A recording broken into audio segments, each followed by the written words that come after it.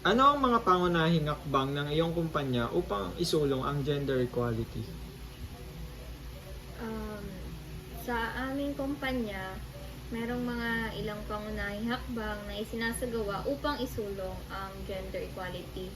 So, una, naglunsad kami ng mga training programs na nakatuon sa gender sensitivity at diversity.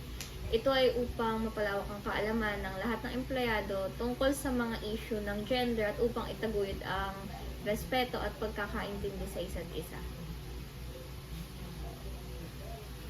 Paano ninyo sinisiguro na ang lahat ng empleyado ay may pantay-pantay na pagkakataon sa promosyon?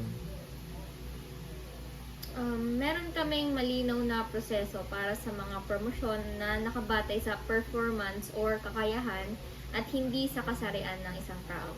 Regular kaming nagsasagawa ng performance reviews at gumagamit ng standardized metrics upang masiguro na ang lahat ay nakasukat ng patas. Bukod dito, kami rin ay may mga diversity panels na tumutulong sa pag-assess ng mga kandidato para sa promosyon upang maiwasan ang bias. Paano ninyo sinusukat ang tagumpay ng inyong mga initiatives para sa gender equality?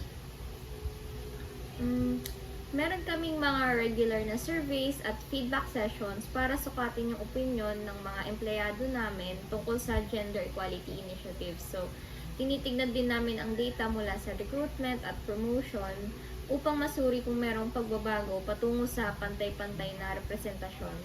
Ang aming mga layunin ay hindi lamang sa magkaroon ng mas maraming kababaihan sa aming workforce, kundi pati rin masiguro na sila ay nasa mga liderato at key positions.